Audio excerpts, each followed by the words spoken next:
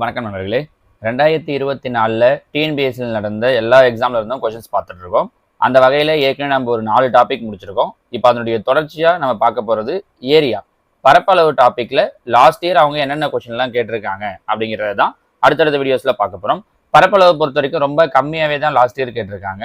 மொத்தமாகவே பரப்பளவில் 13 கொஷின்ஸ் தான் கேட்டிருக்காங்க. வால்யூமில் கொஞ்சம் அதிகமாக கேட்டிருக்காங்க. ஃபஸ்ட்டு பரப்பளவு முடிச்சுட்டு நம்ம அதுக்கப்புறமா வால்யூம் வருவோம். இன்னொன்று என்ன அப்படின்னு சொல்லி பார்த்தீங்கன்னா, இந்த கொஷின்ஸ் எல்லாம் நீங்கள் லைனாக எழுதி வச்சுக்கோங்க. நான் பிடிஎஃபையும் அனுப்புகிறேன். ஒவ்வொரு டாபிக் முடிஞ்ச உடனேவும் பிடிஎஃபையும் அனுப்புகிறேன். அதையும் எடுத்து வச்சுக்கோங்க. நான் எப்படி இருந்தாலும் பிடிஎஃபாக இருக்கிறத விட நீங்கள் கையில் எழுதி வச்சு போட்டு பார்க்குறது தான் உங்களுக்கு எளிமையாக இருக்கும். இந்த வருஷம் அதாவது 2025ல் நம்மளோட டார்கெட் என்னவாக இருக்கணும் அப்படின்னா, ஒரு கவர்மெண்ட் ஜாப். அந்த கவர்மெண்ட் ஜாப்பை வாங்கணும் அப்படின்னா அதுக்கு நம்ம எழுதக்கூடிய டிஎன்பிஎஸ்சி எக்ஸாமில் நமக்கு மெயினான ஒரு போர்ஷன் எது இல்லை டாபிக் எது அப்படின்னு பார்த்தீங்கன்னா மேத்ஸில் அவங்க மொத்தமாக 25 கேட்குறாங்கன்னா நம்ம 25 அவுட் ஆஃப் 25 தான் நம்மளோட எய்மாக இருக்கணும். நீங்கள் வேணால் எழுதி வச்சுக்கோங்க.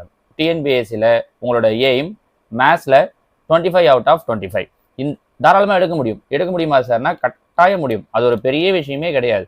அதுக்கு ஒரு சில விஷயங்களை நம்ம ரிப்பீட்டடாக பார்க்கணும், டெய்லியும் பார்க்கணும். அதனால தான் உங்களுக்கு தினசரி இப்போ மொத்தமாக கொடுக்குறது அப்படின்னா இந்த எல்லா டாப்பிக்கும் சேர்த்து ஒரே நாளில் வீடியோ போட்டுற முடியும். ஏன் தினசரி ஒரு 7 கொஷின் 10 கொஷின் அந்த மாதிரி போட்டுட்டு வரேன் அப்படின்னா, ஒரு நாளைக்கு அந்த அளவுக்கு கரெக்டாக நீங்கள் தெளிவாக பார்த்தீங்கனாலே போதும். டிஎன்பிஎஸ்சியில் உங்களால் 25 அவுட் ஆஃப் 25 தாராளமாக என்னால் சொல்ல முடியும், உங்களால் எடுக்க முடியும். அது ஒரு பெரிய கஷ்டமே கிடையாது. ஒரு கான்செப்டையும் புரிஞ்சுக்கிட்டு அழகாக ப்ரிப்பேர் பண்ணிங்கன்னா உங்களால் டிஎன்பிஎஸ்சியில் மேத்ஸில் ஈஸியாக ஃபுல் மார்க்கை எடுக்க முடியும். சரிங்களா? சரி, ஓகே, வாங்க இதில் ஃபர்ஸ்ட் கொஸ்டின் பார்க்கலாம். Find the area of the trapezium if the parallel sides are 8 cm and 10 cm and height 5 cm. Trapezium அதாவது ஒரு சரிவகத்தினுடைய உயரமும் இணைப்பக்கத்துடைய அளவுகளும் கொடுத்துட்டாங்க அப்படின்னா அதோட பரப்பளவு என்னன்னு கேட்டிருக்காங்க. நம்ம ஏற்கனவே இந்த ஏரியா டாப்பிக்கில் லாஸ்ட் இயர் அதாவது 2023ல் நடந்த கொஷின்ஸுக்கும் வீடியோ போட்டிருக்கோம். அதே மாதிரி இந்த ஃபார்முலாஸை எப்படி ஞாபகம் வச்சுக்கிறது அப்படிங்கிறதுக்கும் ஈஸியான சில ட்ரிக்ஸை சொல்லியும் வீடியோ போட்டிருக்கோம். நான் வேணால் அதோட லிங்க்கையும் கீழே உங்களுக்கு டிஸ்கிரிப்ஷனில் தரேன். நம்மளுடைய டெலகிராம் குரூப்லையும் நான் அந்த வீடியோட லிங்க்ஸை அனுப்பி விடுறேன். அது மாதிரி ஃபார்முலா ஷீட்டும் இருக்குது, அதையும் நான் நம்மளுடைய குரூப்பில் அனுப்பி விடுறேன். நீங்கள் அதெல்லாம் பார்த்து அந்த பேசிக் ஐடியாஸை பார்த்துட்டீங்க அப்படின்னா இங்கே சொல்கிறதெல்லாம் உங்களுக்கு ஈஸியாக புரிஞ்சிடும். ஓகே, இதில் வாங்க. இதுக்கு ஆன்சர் பண்ணணும் அப்படின்னா நமக்கு தெரிஞ்சிருக்க வேண்டியது சரிவகத்தினுடைய பரப்பளவு, அதாவது area of trapezium. Area of ட்ரபீசியத்துக்கு ஃபார்முலா என்ன சொல்லியிருக்கோம்னா ½ × h × a + b. இதில் பார்த்தீங்கன்னா ½ × hங்கிறது ஹைட்டு உயரம் எவ்வளோ கொடுத்துருக்காங்க 5 சென்டிமீட்டர். அப்போ ஹைட்டு 5 × a + b. a + bனா இந்த இணைப்பக்கங்களுடைய கூடுதல். அப்போ இது 8, இது ஒரு 10. 8ஐயும் 10ஐயும் கூட்டணும் அப்படின்னா 18. கேன்சல் பண்ண முடியுமான்னு பார்க்குறேன். 1 2 9 2 18. ஸோ 5ஐயும் 9ஐயும் பெருக்கிறோம். 9 45. ஸோ ஆன்சர் 45 சதுர சென்டிமீட்டர். முடிஞ்சிச்சு. இது ஒரு ஸ்கூல் புக்கில் இருக்கக்கூடிய மாடல் கொஷின் தான். சரிங்களா? நான் உங்களுக்கு இந்த ஸ்கூல் புக்லையும் டைப் வைஸாக உங்களுக்கு நடத்துகிறேன். அப்போ இதெல்லாம் உங்களுக்கு புரிஞ்சிடும். சரிங்களா? இது ஃபர்ஸ்ட். அடுத்ததான் செகண்ட் ஒன். ஒரு செவ்வக வடிவ நிலத்தின் ஒரு பக்க அளவு 15 மீட்டர் மற்றும் அதன் மூலை விட்டம் 17 மீட்டர் எனில் நிலத்தின் பரப்பளவை காண்க. இதே மாடல் கொஸ்டினை 2023லையும் கேட்டிருந்தாங்க, 2024லையும் கேட்டிருக்காங்க. இதில் என்ன கொடுத்துருக்காங்க அப்படின்னா ஒரு பக்க அளவு கொடுத்துட்டாங்க. நான் இது என்ன எடுத்துக்கிறேன்னா லென்த்துன்னு எடுத்துக்கிறேன். பிரெத்துன்னு கூட எடுத்துக்கலாம். இப்போ ஒரு செவ்வகம் இருக்குது அப்படின்னா ஒரு பக்கம் லென்த்து ஒரு பக்கம் பிரெத்து, நான் லென்த்துன்னு எடுத்துக்கிறேன். இன்னொன்று என்ன கொடுத்துருக்காங்கன்னா மூலை விட்டம் கொடுத்துருக்காங்க. மூலை விட்டம்னா டயகனல் 17 மீட்டர்ன்ட்டு. நமக்கு இங்கே என்ன ஒரு விஷயம் தெரியணும் அப்படின்னா செவ்வகத்தோட மூலை விட்டம் கண்டுபிடிக்கிறதுக்கான ஃபார்முலா d = √L² + b². சரியா? இது மூலை விட்டம் கண்டுபிடிக்கிறது செவ்வகத்தினுடைய மூலை விட்டம். நம்ம அந்த ஃபார்முலா ஷீட்டில் இதை சொல்லியிருப்போம்.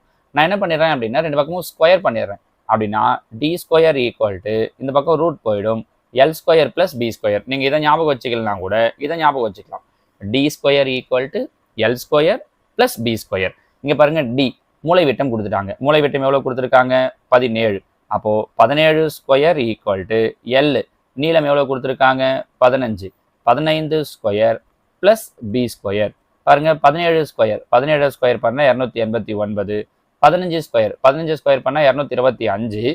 ப்ளஸ் நம்பர் இந்த பக்கம் வந்தால் மைனஸ். அப்போ -225 = b². மைனஸ் பண்ணோம்னா 9 5 போயிடுச்சுன்னா 4, 8 2 போயிடுச்சுன்னா 6. அப்போ b² 64ன்னு கிடைக்குது. b எவ்வளோ 8, ஏன்னா 8² பண்ணால் 64.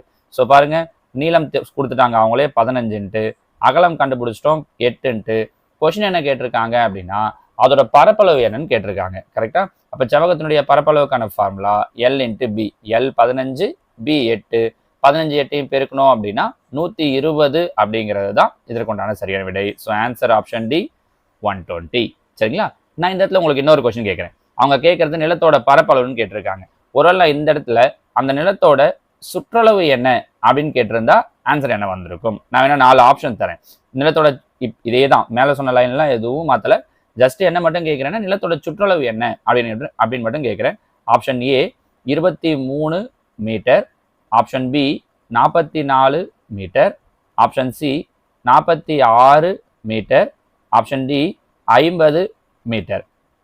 இந்த 4த்துல என்ன ஆன்சர் வரும் அப்படிங்கிறத நீங்க எனக்கு கீழே கமெண்ட்ல சொல்லுங்க. ஏன்னா ஒரு கொஸ்டின் பார்க்கும்போதே நம்ம எக்ஸ்ட்ராவா சில விஷயங்களை தெரிஞ்சு வச்சுக்கிறது நல்லது. அதுதான் நான் உங்களுக்கு ஒரு வீடியோலையுமே நீங்க ஆன்சர் பண்றது மாதிரி சில கொஸ்டின்ஸை கொடுப்பேன். கரெக்டா? அது மாதிரியான ஒரு கொஸ்டின் தான் இது. ஸோ இதுக்கான சுற்றளவு என்னன்றதை கண்டுபிடிச்சு நீங்க எனக்கு கீழே கமெண்ட்ல சொல்லுங்க. சரிங்களா? அடுத்ததா கேள்வி எண் 3. ஒரு சதுரத்தின் உள்வட்டம் மற்றும் வெளிவட்டம் ஆகியவற்றின் பரப்பளவுகளின் விகிதத்தை காண்க. உள்வட்டம், வெளிவட்டம். இங்க பாருங்க, இது ஒரு சதுரம். கரெக்டா? இந்த சதுரத்துக்கு உள்ள ஒரு வட்டம் வரைகிறேன் இப்படின்னு வச்சுக்கோங்க. நான் என்ன பண்றேன் அப்படின்னா இந்த சதுரத்துடைய பக்க அளவை நம்ம பொதுவாக ஏன்னு எடுத்துக்கணும். நான் என்ன பண்றேன்னா என்னோட வசதிக்காக 4ன்னு எடுத்துக்கிறேன். சரி, எதை வேணாலும் எடுத்துக்கலாம். 1 2 3 4 எதை வேணாலும் எடுத்துக்கலாம். நான் 4ன்னு ஏன் எடுக்கிறேன்றதுக்கான காரணத்தை சொல்றேன். இப்போ இங்க பாருங்க, உள்ள ஒரு வட்டம் வரைஞ்சிருக்கேன். இந்த வட்டத்தோட விட்டம் இது. அதாவது இந்த சதுரத்தோட 2 பக்கத்தையும் தொட்டுட்டு இருக்கும். கரெக்டா? சதுரத்துடைய பக்க அளவு தான் நான் எவ்வளோ எடுத்திருக்கேன்? 4. அப்போ வட்டத்தோட விட்டம் எவ்வளோ? 4. வட்டத்தோட விட்டம் டயாமீட்டர் 4. அப்படின்னா ரேடியஸ் என்னவா இருக்கும்? 2ன்னு இருக்கும். கரெக்டா? ஏன்னா அதில் பாதியா வர்றதுக்கு ஈஸியா இருக்குன்றதுக்காக. அப்போ இதோட ரேடியஸ் தெரிஞ்சிடுச்சு. ஆரம் எவ்வளோ? 2. இது உள்வட்டம். அவங்க முதல்ல சொன்னது உள்வட்டம், அதாவது இன் சர்க்கிள். இப்போ நெக்ஸ்ட் சர்க்கம் சர்க்கிள். சர்க்கம் சர்க்கிள்னா வெளிவட்டம். இப்போ பார்த்தோம்னா இது ஒரு சதுரம். கரெக்டா? இந்த முதல்ல வரைஞ்சது உள்வட்டம். இப்போ இந்த சதுரத்துக்கு வெளியில ஒரு வட்டம் வரைகிறேன். இப்படி வரைகிறேன் அப்படின்னு வச்சுக்கோங்க. இப்பயும் சதுரத்துடைய பக்கம் வேணா தான் எடுத்துக்கணும். 4 தான். இங்க என்ன எடுக்கிறீங்களோ அது இங்க 4னா இங்க 4, இங்க 10னா அங்க 10, ஒரே மாதிரி எடுத்துக்கணும். 4. இப்போ இந்த வட்டத்தோட ஆரம் கண்டுபிடிக்கணும். முதல்ல வரைஞ்ச மாதிரி இந்த நீட்ல வரைஞ்சோம் அப்படின்னா நமக்கு முடியாது. ஏன்னா இங்கிருந்து இது வரைக்கும் தான், நல்லா கவனிச்சிங்கன்னா தெரியும், இங்கிருந்து இது வரைக்கும் தான் 4. ஆனா நமக்கு விட்டம்னு வரும்போது ஃபுல்லா இங்கிருந்து இது வரைக்கும் வந்துடும். அப்ப இதை வச்சு சொல்ல முடியாது. ஸோ என்ன பண்றேன்னா சதுரத்தினுடைய மூலை விட்டம் டயகனல் இதோ இருக்கு பாருங்க, இதை எடுத்துக்கிறேன். சதுரத்தோட மூலை விட்டம் எடுத்தோம் அப்படின்னா அது என்னவா இருக்கும் அப்படின்னா இந்த வட்டத்தோட விட்டமா இருக்கும். கரெக்டா? அப்ப சதுரத்தினுடைய மூலை விட்டம் கண்டுபிடிக்கணும். சதுரத்துடைய மூலை விட்டம் கண்டுபிடிக்கணும் அப்படின்னா சதுரத்துடைய மூலை விட்டத்துக்கு ஃபார்முலா a × √2. சதுரத்தோட மூலை விட்டத்துக்கு ஃபார்முலா என்ன? a × √2. இப்போ இதுதான் என்னவாயிடும் அப்படின்னா இந்த வட்டத்தோட விட்டம் ஆயிடும். a பக்க அளவு தான் நம்ம என்ன வச்சிருக்கோம்? 4ன்னு வச்சிருக்கோம். So diagonal 4√2. Diagonal 4√2, sorry diameter 4√2 அப்படின்னா ஆரம் இதுல பாதி, 4ல் பாதி 2. அப்ப 2√2. இந்த இடத்துல ஆரம் 2, இந்த இடத்துல ஆரம் 2√2. அவங்க என்ன கொஸ்டின் கேட்டிருக்காங்கன்னா அதோட பரப்பளவுடைய விகிதம், பரப்பளவுகளின் விகிதம். அதாவது வட்டத்தோட பரப்பளவுக்கான ஃபார்முலா πr². 2 வட்டம் இருக்கு, அதனால 2 πr² எடுத்துக்கிறேன். பை கேன்சல் ஆயிடும். இங்க ஆரம் என்ன வச்சிருக்கோம்? 2. ஸோ 2² இல்லை இப்படி கூட போட்டுக்கலாம். 2² என்னன்னு போட்டுக்கலாம், 4ன்னு கூட போட்டுக்கலாம். 2² 4. அதே மாதிரி இங்க ஆரம் என்ன வச்சிருக்கேன்? 2√2². 2√2 ஹோல் ஸ்கொயர். 2² பண்ணா 4, √2² பண்ணா 2. 4 4 கேன்சல் ஆயிடும். ஸோ இந்த பக்கம் 1 இருக்கும், இந்த பக்கம் என்ன இருக்கும் அப்படின்னா 2 இருக்கும். So answer 1:2. சார் இதுக்கு இவ்வளோ தூரம் போட்டு தான் போடணுமா அப்படின்னா அவசியம் கிடையாது. உங்களுக்கு ஏன் இந்த ஆன்சர் வருது அப்படிங்கிறத சொல்றதுக்காக நான் இவ்வளோ விளக்கம் சொன்னேன். ரொம்ப சிம்பிளா சில விஷயங்களை சொல்றேன் பாருங்க. உள்விட்டம் உள்வட்டம் வெளிவட்டம் இதோட பரப்பளவுடைய விகிதம் கேட்டாங்கன்னா ஆன்சர் 1:2. டைரக்டா ஞாபகம் வச்சுக்கோங்க. இவ்வளோ தரெல்லாம் போட்டு பார்க்கவே வேண்டாம். இங்க 4ன்னு எடுத்தது நம்மளுடைய வசதிக்காக தான் நான் எடுத்தேனே. சரிங்களா? ஆக்சுவலா ஏன்னு எடுக்கணும். ஏவை எடுத்து போட்டீங்கன்னா உங்களுக்கு கன்ஃபியூஸ் ஆகுன்றதால நான் 4ன்னு எடுத்திருக்கேன், வேற எதுவும் இல்லை. சரியா? ஓகே, இங்க வரும் உள்வட்டம் வெளிவட்டம் பரப்பளவு விகிதம் கேட்டாங்கன்னா 1:2. இதையே மாத்தி வெளிவட்டம் மற்றும் உள்வட்டம்னு கேட்குறாங்கன்னா 2:1. அதையும் ஞாபகம் வச்சுக்கோங்க. சரி, பரப்பளவுகளின் விகிதம்னு கேட்கவே இந்த ஆன்சர். ஒருவேளை இதே கொஸ்டின்ல உள்வட்டம் வெளிவட்டம் இதோட சுற்றளவுடைய விகிதம் என்ன அப்படின்னு கேட்டிருந்தாங்கன்னா இதே கொஸ்டின் உள்வட்டம் இதையும் எழுதி வச்சுக்கோங்க. கண்டிப்பா இது தேவைப்படும். ஏன்னா இங்கே எப்படி பரப்பளவு விகிதம் கேட்டாங்களோ அதே மாதிரி சுற்றளவு விகிதம் கேட்கலாம். ரேஷியோ ஆஃப் பெரிமீட்டர்ஸ் அப்படி கேட்ட உள்வட்டம் வெளிவட்டம் அதோட சுற்றளவுடைய விகிதம் கேட்டாங்கன்னா ஆன்சர் 1:√2. பரப்பளவு கேட்டால் 1:2. சுற்றளவு கேட்டாங்க அப்படின்னா 1:√2 உள்வட்டம் வெளிவட்டத்துக்கு. ரெண்டுத்தையுமே நோட் பண்ணி வச்சுக்கோங்க. ஏன்னா அடுத்த முறை இந்த இயர்ல எக்ஸாம் கேட்குறப்ப இந்த மாதிரி சுற்றளவு விகிதம் கேட்கலாம் பாருங்க. சரிங்களா? இது 3rd ஒன். அடுத்ததா 4th ஒன். சமமான சுற்றளவுடைய எல்லா வகையான முக்கோணங்களிலும் அதிகமான பரப்பளவுடைய முக்கோணம் எது? இது ஒரு நேரடியான கேள்வி. எல்லா டைப் ஆஃப் ட்ரையாங்கிள்ஸ்லையும் எதோடைய ஏரியா அதிகமாக இருக்கும் அப்படின்னா சமபக்க முக்கோணத்தோட ஏரியா அதிகமாக இருக்கும். இது ஜென்ரலாக அப்படியே தெரிஞ்சு வச்சுக்கலாம், பிரச்சனை இல்லை. சரியா? அடுத்ததா 5வது கேள்வி. 2 சதுரங்களின் சுற்றளவுகள் முறையே 40 சென்டிமீட்டர் மற்றும் 32 சென்டிமீட்டர். 2 சதுரங்களின் பரப்பளவுகளின் வித்தியாசத்திற்கு சமமான பரப்பளவு கொண்ட 3வது சதுரத்தின் சுற்றளவை காண்க. இங்க பாருங்க, 2 சதுரம் எடுத்திருக்காங்க. இது சதுரம் 1, சதுரம் 2. ரெண்டுத்தோட சுற்றளவு கொடுத்துருக்காங்க. ரெண்டுத்தோட பெரிமீட்டர் எவ்வளோ கொடுத்துருக்காங்க? இது 40, இது 32. முதல்ல இது ரெண்டுத்தோட சைடு கண்டுபிடிக்கலாம். ஏ சதுரத்தினுடைய சுற்றளவுக்கு ஃபார்முலா 4a. அப்போ சைடு வேணும்னா பெரிமீட்டர் என்ன பண்ணால் போதும்? 4ஆல் வகுத்தா போதும். நான் கரெக்டாக? அப்போ இதை 4ஆல் வகுக்கிறேன். 40 4ஆல் வகுத்தேன்னா 10, 32 4ஆல் வகுத்தேன்னா 8, 8 32. அப்போ இந்த சதுரத்துடைய பக்களவு 10, இதோட பக்களவு 8. அடுத்து என்ன சொல்லியிருக்காங்க? பரப்பளவு. பரப்பளவுக்கு என்ன ஃபார்முலா? a square. 10 ஸ்கொயர் பண்ணால் 100, 8 ஸ்கொயர் பண்ணால் 64. இப்போ பாருங்க, வித்தியாசம். வித்தியாசம்னா மைனஸ் 100ல் 64 போயிடுச்சு அப்படின்னா 36. சமமான பரப்பளவு கொண்ட 3வது சதுரம். அப்போ இந்த பரப்பளவு தான் 3வது சதுரத்தினுடைய பரப்பளவு. இப்போ என்ன கேட்குறாங்க? அப்படியே ரிவர்ஸ்ல இதோட பக்களவு சுற்றளவு என்னன்னு கேட்குறாங்க. அப்போ பரப்பளவு 36, பக்களவு என்னவா இருக்கும்? 6. ஏன்னா 6 ஸ்கொயர் பண்ணாதான் 36. பக்களவு 6, சுற்றளவு கேட்குறாங்க. பக்களவு 6ன்னா சுற்றளவுக்கு என்ன ஃபார்முலா? 4a. அப்போ 4 பெருக்கல் 6, 4 6 24. ஸோ அந்த சதுரத்தினுடைய சுற்றளவு என்னவா இருக்கும் அப்படின்னா 24 சென்டிமீட்டராக இருக்கும். நான் சொல்ல வரது புரியுதா? மொத்தமே இந்த 3 விஷயத்திலேயே முடிச்சிட்டோம் பாருங்க. அதாவது அவங்க சொன்ன பெரிமீட்டர் முதல்ல எடுத்தேன். 40, 32. பக்களவு கண்டுபிடிச்சேன். 5 40, 8 32. பரப்பளவு கண்டுபிடிச்சேன். 10 ஸ்கொயர் 100, 8 ஸ்கொயர் 64. வித்தியாசம்னு கொடுக்கவே மைனஸ் பண்ணேன். 36. இங்கேருந்து அப்படியே மேலே ரிவர்ஸில் போனேன். 36 எப்படி கிடைச்சிருக்கும்? 6 ஸ்கொயர் பண்ணா. இந்த 6 எப்படி கிடைச்சிருக்கும்? 4ஆல் வகுக்கும் போது. எதை 4 வகுத்தா? 24. 4 வகுத்தா 6. முடிஞ்சு போச்சு பாருங்க. ஸோ இவ்வளோதான். இது போனோம்னா ரொம்ப பெருசாக போகணும். ஆனால் இந்த சின்ன ஐடியாவுக்குள்ளாடி உங்களால் முடிச்சிட முடியும். சரிங்களா? அடுத்ததா கேள்வி எண் 6. 2 வட்டங்களில் ஒரே அளவு கொண்ட வில்லின் நீளங்கள் 60 டிகிரி மற்றும் 75 டிகிரியை மைய கோணங்களாக தாங்கும் பொழுது அவ்விரு வட்டங்களுக்கான ஆரங்களின் விகிதம் என்னன்னு கேட்டிருக்காங்க. ஸோ இது 60 டிகிரி, இது 75 டிகிரி. ஒரே ஒரு சிம்பிள் லாஜிக் தான்.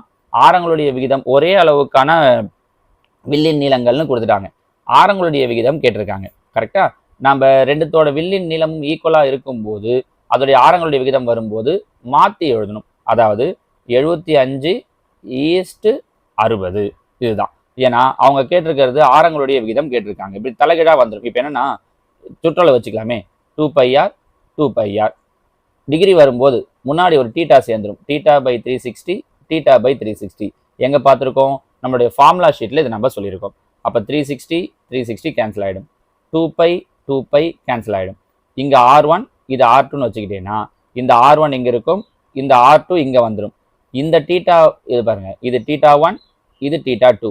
அப்படின்னா இந்த θ2 இங்கே நிற்கும், அந்த θ1 இங்கே வந்துடும். அப்போது செகண்டாக இருக்கிற தீட்டா ஃபஸ்ட்டு, ஃபர்ஸ்டாக இருக்கிற தீட்டா செகண்டு. அதனால இந்த 60 75 அப்படியே இடம் மாற்றிக்கிட்டோம். 75 60. இப்போ இதை கேன்சல் பண்ணிட்டா முடிஞ்சிச்சு. I 15 75, 4 15 60. So answer 5:4. Option D 5:4. சில என்ன தப்பு பண்ணுறோம் அப்படின்னா இந்த 60 75 அப்படியே கேன்சல் பண்ணுறோம். சரிங்களா? அப்படி இல்லை, அதை மாற்றி பண்ணணுன்றதுக்காக தான் லாஜிக் என்னன்றதே சொல்லிட்டேன். நீங்கள் அப்படி இல்லைன்னா சிம்பிளாக எப்படி ஞாபகம் வச்சுக்கலாம் அப்படின்னா இந்த மாதிரி கேட்குறப்ப ஆரங்களை மாற்றி எழுதணும் அப்படின்ட்டு. ஆனால் எப்பவுமே இந்த லாஜிக்கை ஞாபகம் வச்சுக்கோங்க.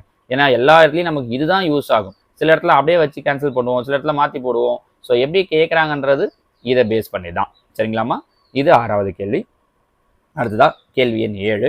25 சென்டிமீட்டர் நீளமும் 15 சென்டிமீட்டர் அகலமும் உள்ள ஓர் அட்டையில் அனைத்து பக்கங்களிலும் 5 சென்டிமீட்டர் விளிம்பு இருக்கும் வகையில் ஓர் ஓவியம் வரையப்பட்டுள்ளது எனில் அந்த ஓவியத்தின் பரப்பளவு டேஷ் ஆகும். அதாவது என்ன அப்படின்னா இங்கே பாருங்கள் 25 சென்டிமீட்டர் 15 சென்டிமீட்டர், இதோட நீளம் 25, இதோட அகலம் 15, இப்படி இருக்கிற ஒரு அட்டை. இதில் 5 சென்டிமீட்டர் விளிம்பு இருக்கிற மாதிரி ஒரு ஓவியத்தை வரைஞ்சிருக்காங்க. அப்போ இதுக்குள்ளாடி என்ன பண்ணுறாங்க அப்படின்னா ஒவ்வொன்றுத்துக்கும் 5 சென்டிமீட்டர் கேப் விட்டுட்டுருக்காங்க. இங்கே 5 சென்டிமீட்டர், இங்கே 5, இங்கே 5 சென்டிமீட்டர், இங்கே 5 சென்டிமீட்டர், இப்படி கேப் விட்டுட்டு உள்ள ஒரு இந்த இடத்துல ஓவியம் வரைகிறாங்க. இந்த ஓவியத்தோட பரப்பளவு என்னன்றது தான் கொஷின். அப்போ இங்கே பாருங்கள், மொத்தம் இது 25, இங்கே ஒரு 5 போயிடுச்சு, இங்கே ஒரு 5 போயிடுச்சு. அப்போ 5 5 10 போயிடுச்சு. பேலன்ஸ் என்னவா இருக்கும்? 15. அப்போது இப்போ இதோட நீளம் 15 சென்டிமீட்டர். அடுத்து அதே மாதிரி இது ஃபுல்லாக என்ன சொன்னாங்க அப்படின்னா 15, இங்கே ஒரு 5 போயிடுச்சு, இங்கே ஒரு 5 போயிடுச்சு. அப்படின்னா மொத்தம் 10 போயிடுச்சு. ஸோ 15ல் 5 10 போயிடுச்சுன்னா பேலன்ஸ் 5. அப்போ இதோட அகலம் என்னவா இருக்கும்? 5 சென்டிமீட்டராக இருக்கும். இப்போ இந்த இடத்துல தான், அதாவது இந்த 15 சென்டிமீட்டர் நீளம் 5 சென்டிமீட்டர் அகலத்தில் தான் அவங்க என்ன பண்ணியிருப்பாங்க அப்படின்னா ஓவியம் வரைஞ்சிருப்பாங்க. இதோட பரப்பளவு தான் கேட்குறாங்க. செவ்வகத்துடைய பரப்பளவுக்கான formula L × B. So L 15, B 5, 15 5 பெருக்கணும் அப்படின்னா 75 அப்படிங்கிறது தான் இந்த கேள்விக்குண்டான சரியான விடை. நம்ம புரியுதா? சின்ன சின்ன ஐடியாஸ் தான். அந்த ஐடியாஸ் கரெக்டாக புரிஞ்சிடுச்சு அப்படின்னா ஆன்சர் நம்ம ஈஸியாக போட்டு முடிச்சிடலாம். ஓகேங்களா? ஸோ மொத்தமாக இதில் 13 கொஸ்டின் கேட்டிருக்காங்கன்னு சொன்னேன் இல்லைங்களா? 7 கொஸ்டின் எக்ஸ்பிளைன் பண்ணி முடிச்சிட்டோம். இன்னொரு 6 கொஸ்டின் இருக்குது. அது எல்லாமே கொஞ்சம் நம்ம யோசிச்சு பண்ணுறது மாதிரி இருக்கும். ஸோ அது ஒரு தனி வீடியோவை போட்டேன் அப்படின்னா உங்களுக்கு புரிஞ்சுக்கிறதுக்கும் எளிமையாக இருக்குன்றதால அடுத்த பார்ட்டில் நான் அந்த மீதி இருக்கக்கூடிய 6 கொஸ்டின்ஸுக்கும் ஆன்சர் பண்ணுறேன். இந்த 7 கொஸ்டினை நல்லா ப்ராக்டிஸ் பண்ணுங்கள். அதே மாதிரி 2023 கேட்டிருக்க கொஸ்டின்ஸோட லிங்கையும் நான் நம்மளுடைய டெலகிராம் குரூப்லையும் வாட்ஸ்அப் குரூப்லையும் தரேன். அது மட்டும் இல்லாமல் அந்த ஃபார்முலா ஷீட்டு, இன்னும் ஏரியா சம்மந்தமாக முன்னாடி என்னென்ன வீடியோஸ் போட்டிருக்கோமோ அது எல்லாத்தையும் நான் உங்களுக்கு குரூப்பில் அனுப்பி விடுறேன். அது எல்லாத்தையும் பாருங்கள். இந்த 2 டேஸில் இன்னைக்கு நாளைக்குள்ள நீங்கள் இந்த ஏரியாவில் இருக்கிற மொத்த கான்செப்டையும் படித்து முடிச்சிட்டிங்க அப்படின்னா கண்டினியூவாக இதே மாதிரி நம்ம அடுத்தடுத்து டெஸ்ட் வைக்கும்போது வீடியோஸ் போடும்போதெல்லாம் உங்களுக்கு கான்செப்ட் புரிஞ்சுக்கிறதுக்கு ஈஸியாக இருக்கும். ஓகேவாம்மா? தேங்க்யூ.